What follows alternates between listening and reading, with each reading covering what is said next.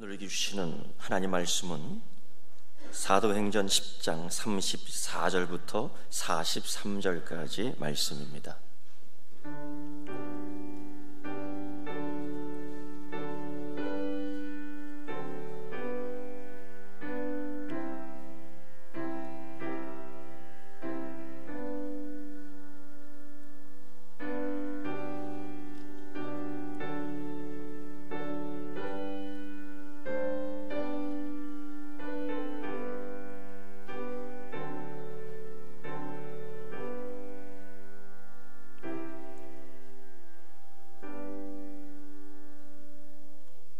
사도행전 10장 34절부터 43절까지의 말씀을 봉독해 드리겠습니다. 베드로가 입을 열어 말하되 내가 참으로 하나님은 사람의 외모를 보지 아니하시고 각 나라 중 하나님을 경외하며 의를 행하는 사람은 다 받으시는 줄을 깨달았도다. 만유의 주 되신 예수 그리스도로 말미암아 화평의 복음을 전하사 이스라엘 자손들에게 보내신 말씀 곧 요한이 그 세례를 반포한 후에 갈릴리에서 시작하여 온 유대에 두루 전파된 그것을 너희도 알거니와 하나님이 나사렛 예수에게 성령과 능력을 기름 붓듯 하셨으며 그가 두루 다니시며 선한 일을 행하시고 마귀에게 눌린 모든 사람을 고치셨으니 이는 하나님이 함께 하셨음이라. 우리는 유대인의 땅과 예루살렘에서 그가 행하신 모든 일의 증인이라. 그를 그들이 나무에 달아 죽였으나 하나님이 사흘 만에 다시 살리시사 나타내시되 모든 백성이 가신 것이 아니요 오직 미리 택하신 증인 곧 죽은 자 가운데서 부활하신 후 그를 모시고 음식을 먹은 우리에게 하신 것이라.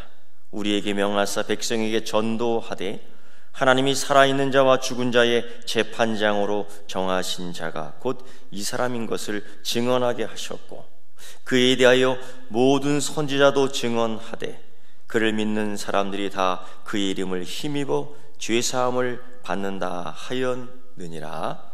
아멘. 이 시간에는 홍성호 집사님의 찬양이 먼저 있겠습니다.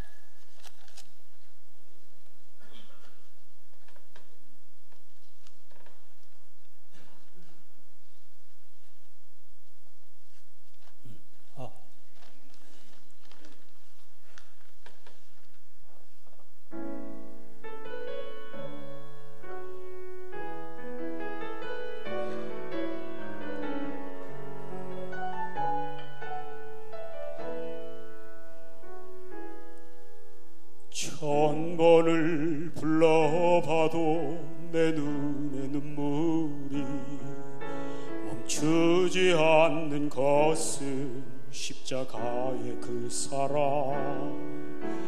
나를 살리사 지신 그 십자가 모든 물과 피 나의 더러운 죄 씻으셨네. 나를 향한 그 사랑 생명을 내어주사 영원한 생명을 내게 주심을 감사해. 천 번을 불러도 내 눈에는 눈물이 멈추지 않는 것은 십자가의 그 사랑. 나를 살리려 하늘 보좌 버리신 나를 사랑하신 분 그분이 예수요.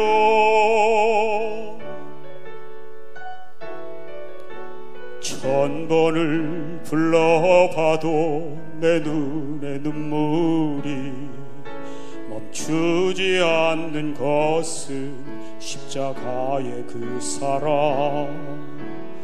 나를 살리려 지신 그 십자가 모든 물과 피 나의 더러운 죄 씻으셨네.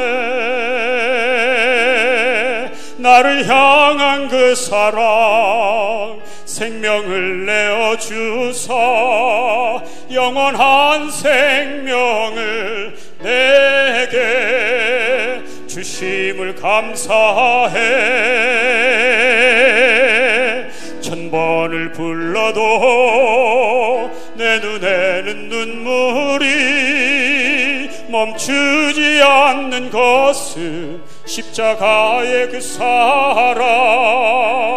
나를 살리려 하늘 보좌 버리신 나를 사랑하신 분, 그분이 예수요. 천번을 불러도 내 눈에는 눈물이 멈추지 않는 것은 십자가의 그 사랑. 나를 살리려 하늘 보좌 버리신 나를 사랑하신 분, 그분이 예수요.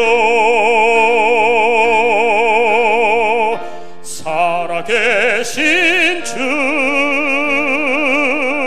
나의 참된 소망, 두려움이 사라지네.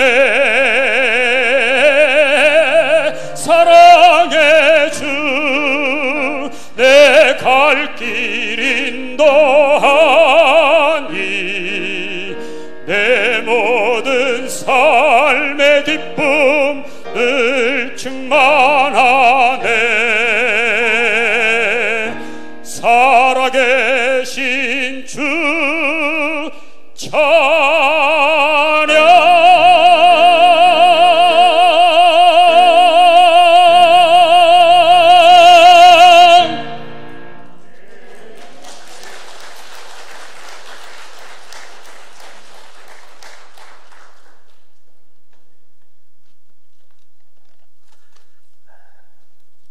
갑자기 눈물이 나서 집사님의 찬송을 들으니까 갑자기 눈물이 납니다.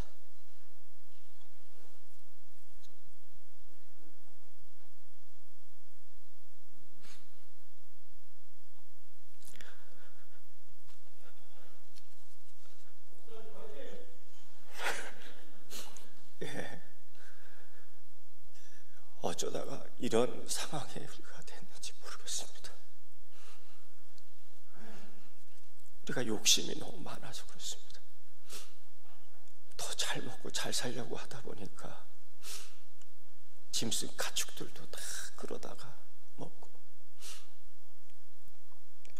가두 키우니까 닭들이 병아리들이 병 들어갔고 다 몰살시켜 매몰시켰지 않습니까?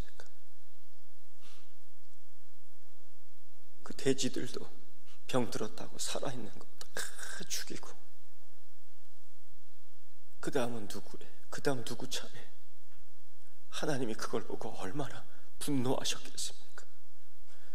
너희들이 드리는 예배가 예배냐? 그따위 짓 하고도 예배라고? 하나님이 그런 예배를 역겨워하시지 않습니까? 그리고서 예물 드리겠다고 그런 예물 하나님이 역겨워하시지 않습니까? 그리고 오늘 이 시간까지 우리가 왔는데 우리도 그렇게 지금 묻히고 있지 않습니까? 여러분, 하나님의 사랑은 욕심을 내는 게 아닙니다. 하나님의 사랑은 이렇게 나누어 주는 겁니다. 더 갖고 싶은 것 있잖아요. 그걸 나누어 주는 거예요. 더 입고 싶은 것 있잖아요. 그거 나누어 주는 겁니다.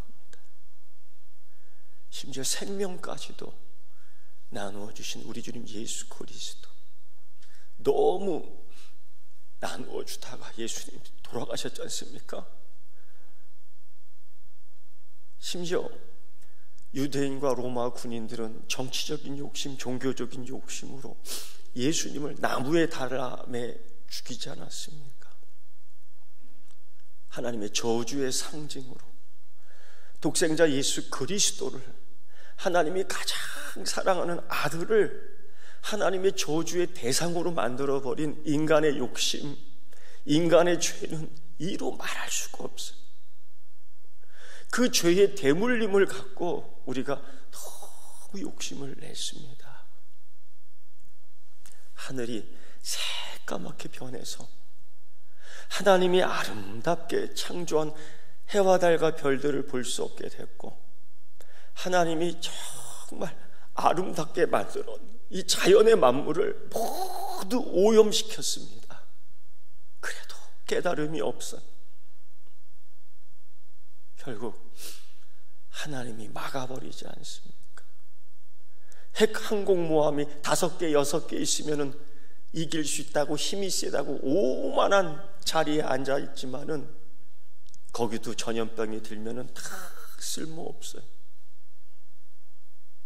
가진 건 많지만, 누릴 건 많지만은 이 세균 하나에 우리는 꼼짝 못하는 지푸라기 같은 인생, 티끌만도 못한 인생.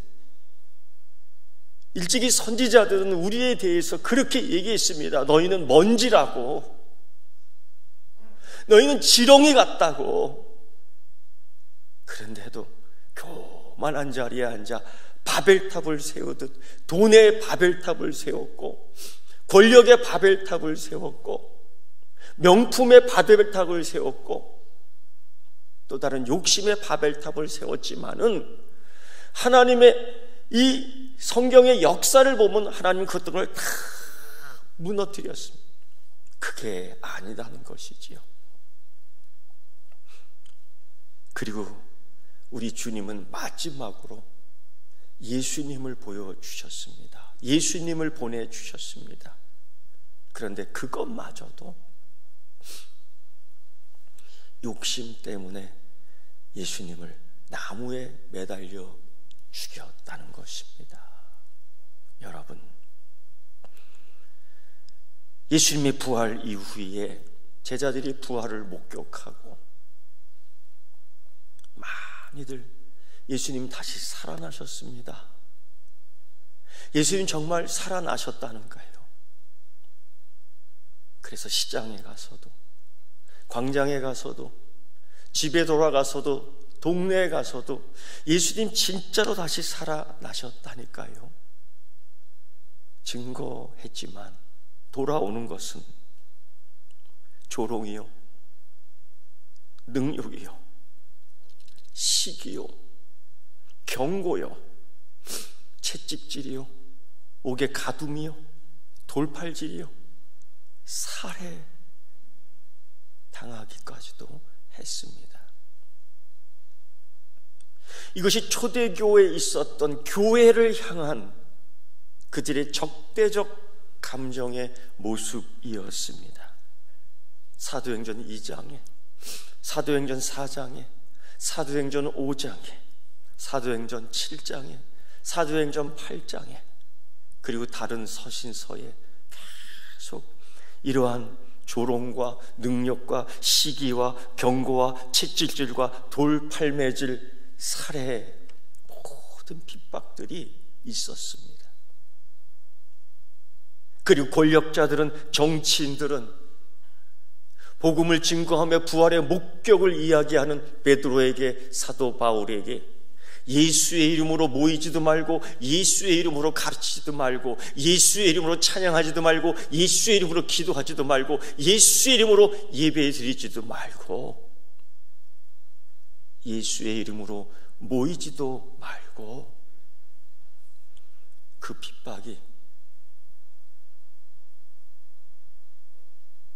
그 환난이, 그 시기가, 그 모욕이, 그 조롱이, 그 혐오가 오늘 이 시대의 교회에게, 오늘 이 시대가 교인들에게 퍼붓는 하나의 현상이 되어버렸습니다. 왜?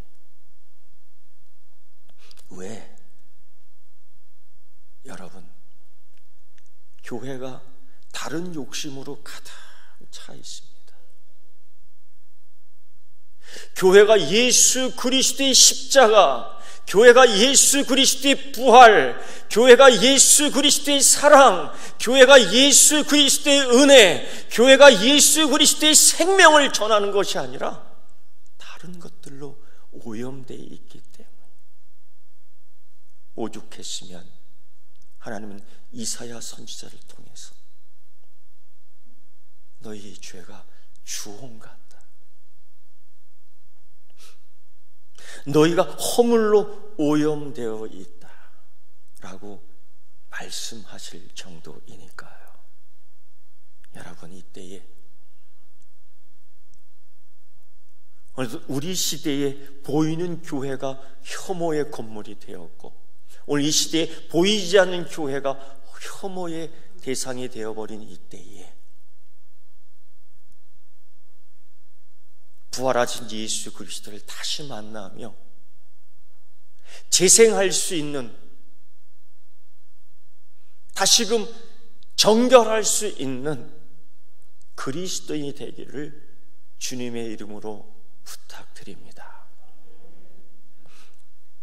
사도 바울은 일찍이 그래서 십자가의 사랑을 전했고, 사도 베드로는 오늘 말씀을 통해서 부활하신 예수 그리스도를 이 고넬료와 그 자녀들과 그 친척들에게 전했던 겁니다. 우리의 욕심을 내려놓고 정치적으로 진급하려고 하는 고넬료에게 욕심을 내려놓고 정치적으로 정복하려는 욕심을 내려놓고 더 많은 것을 가지려고 하는 그 욕심을 내려놓고 가난한 빈 마음에 부활하신 예수 그리스도의 십자가의 은혜와 사랑을 그 고넬료에게 전했던 것입니다. 사랑하는 성도 여러분, 이때에 우리도 욕심으로 부자된 것들을 다 내려놓는 축복이 있기를 축원합니다. 욕심으로 더 많이 가졌던 것들을 나누는 은혜가 더 있기를 축원합니다. 사도 베드로는 우연찮게 고넬료 가정, 고넬료부터 초청을 받습니다. 이방인이, 그것도 로마의 백부장이, 특수부대의 관리가 나를 혹시 경고하는 거 아니야? 혹시 혐오하는 거 아니야? 혹시 시기하는 거 아니야? 혹시 살인하는 거 아니야? 얼마든지 그럴 수 있는 상황 속에서 두려워 떨 수밖에 없지만 그때에 주의 영이 개입합니다. 하나님의 영이요, 부활의 영이요, 예수의 영이 내가 이 상황을 만든 것이 아니냐? 너를 두렵게 하려고, 너를 아프게 하려고, 너를 죽이려고 이 상황을 만든 것이 아니라 너도 깨닫고 고넬료와 그 가정도 구원받았게 하기 위해서 너와 그를 만나게 하려고 하는 것이 아니냐? 그 깨어진 관계가 이 십자가에서 화평의 관계로 된 것처럼, 하나님과 원수되었던 그 관계가 사랑의 관계가 된 것처럼, 십자가의 은혜가, 십자가의 구속이 너 유대인과도 너 이방인과도 하나의 사랑으로 연결돼야 되지 않겠니?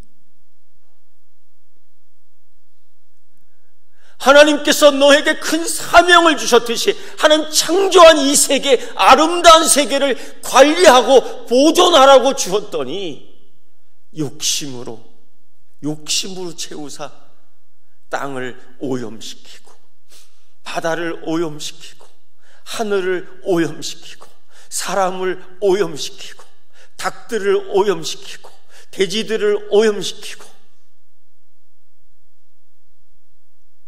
십자가의 은혜, 부활의 은혜, 생명의 은혜, 치료의 은혜는 이런 자연과도 화해해야 되지 않겠느냐. 여러분, 우리의 욕심이 너무 과했습니다. 40여일 동안의 이 상황, 40여일 동안의 고난, 40일 동안의 사순절 기간 동안에 하나님이 보여주신 것은 욕심에 대한 절제의 훈련이었습니다. 그래서 하늘이 열려 하나님의 아름다운 창조의 세계를 밤하늘에서도 볼 수 있었고, 모래밭 속에서는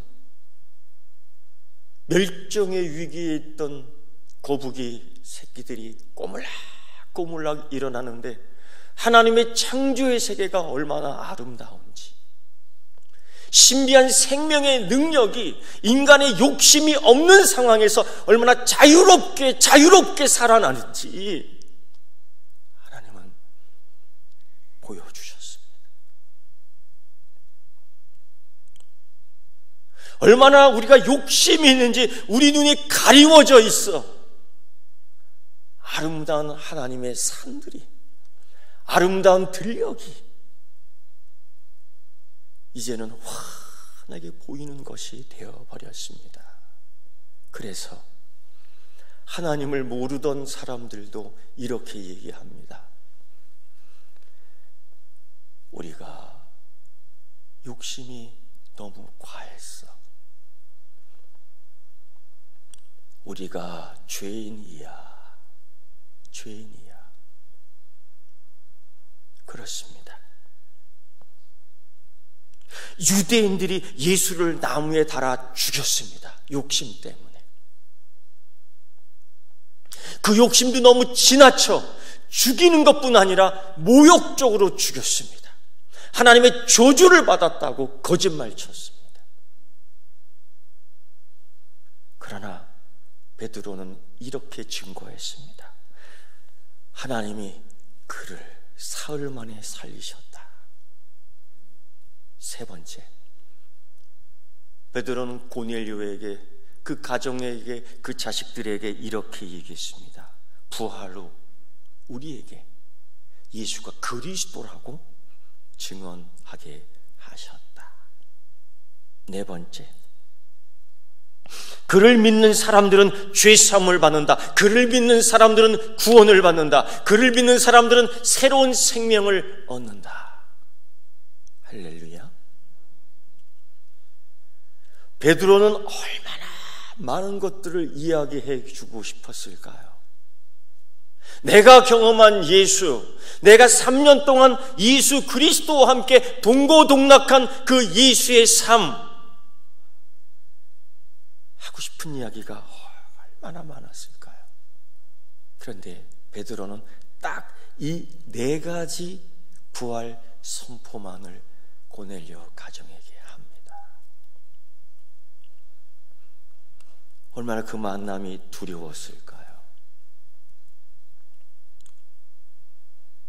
예수님과 함께 동고동락하면서 웃지 못할 일들이 참 많았습니다.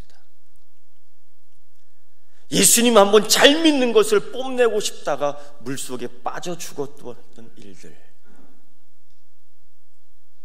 어떻게든지 다른 제자들보다 위에 쓰기 위해서 예수님에게 발 씻을, 손 씻을 물 한 대접 대접하지 않았던 그때에 그렇게 사랑을 이야기하셨던 예수님, 그렇게 은혜를 이야기하셨던 예수님, 그렇게 섬김을 말씀하셨던 예수님, 그러나 화가 나고 분이 나니 예수님 체포 당시, 예수님 붙잡힐 당시 나도 모르게 칼을 휘둘고 말았던 그때,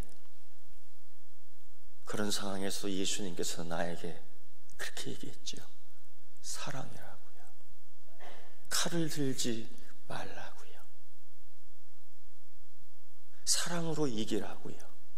얼마나 힘든지 모르겠습니다. 잡히신 후 대제사장님 그 집 안에서 온갖 모욕을 당했던 예수님을 지켜보며 겁나 우물쭈물쭈 할 때 누군가 고발했습니다. 너도 예수의 제자지. 강하게 부정하며 강하게 모른다고 했을 때에 닭이 울었습니다. 닭이 울었습니다. 얼마나 소름 끼치는 소리였는지요.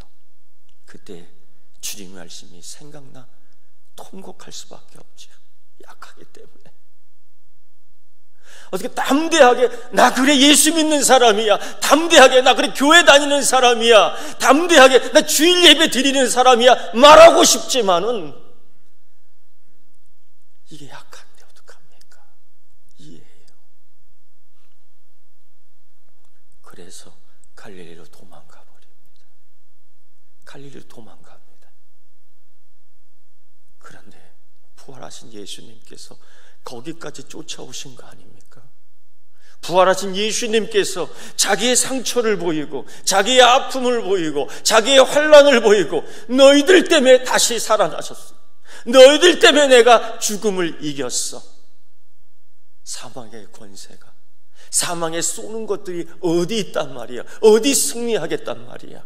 내가 세상을 이기었노라, 내가 사망을 이기었노라 보여주며 약해 빠진 오염되어 버린 나에게 주님 찾아와 이렇게 말씀하셨죠. 나를 사랑하느냐? 사랑하지요. 사랑한다는 말을 감히 할 수가 없었습니다. 그런데 왜 그랬어? 라고 묻는다면 뭐라고 대답할 거예요? 그런데 왜 도망갔어? 그런데 왜 모른다고 거짓말했어? 라고 묻는다면 뭐라고 대답하겠어? 베드로는 대답을 쉽게 할 수 없었습니다.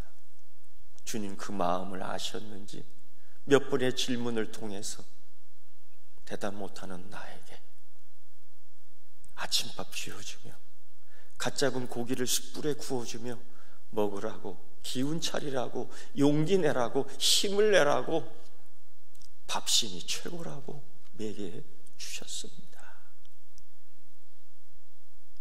맛있게 먹는 나를 바라보며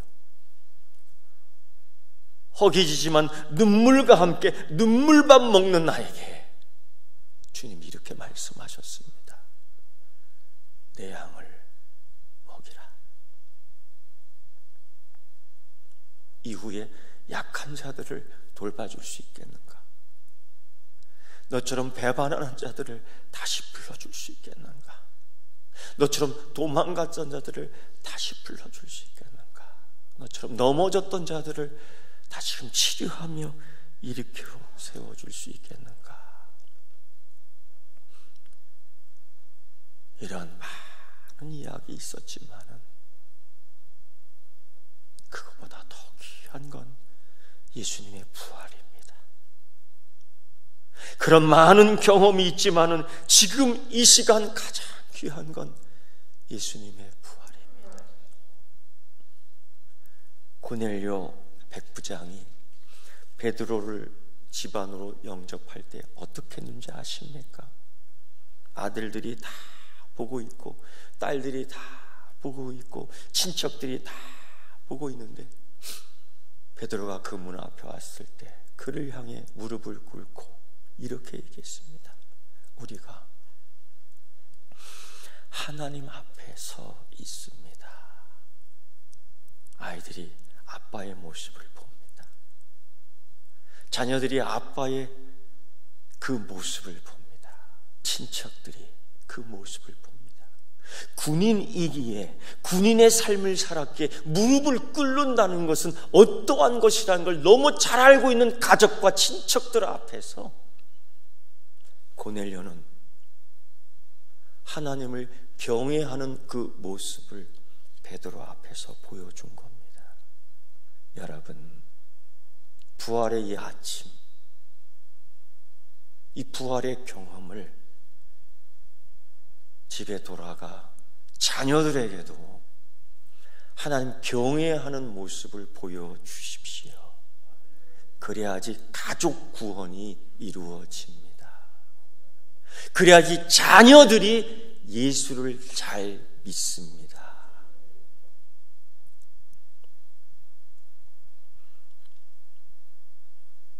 베드로는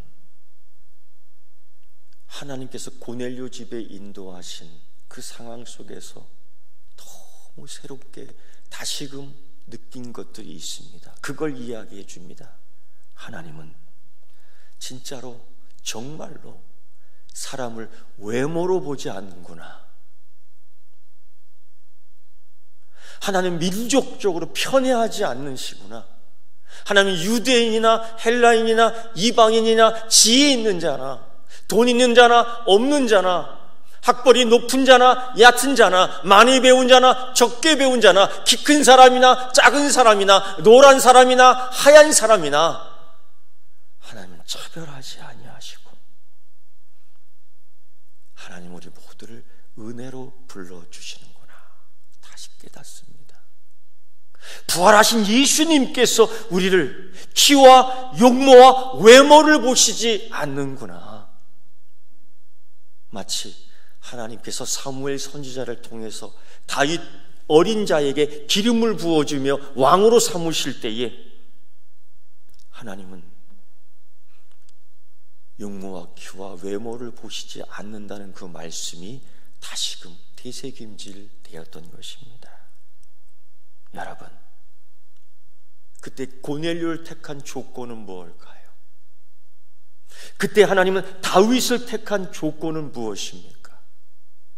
그때 하나님이 나를 택한 조건은 무엇입니까? 여러분, nothing. 아무것도 없습니다. 먼지 같은 인생 뭐가 있겠습니까? 지렁이 같은 인생에 뭐가 있겠습니까?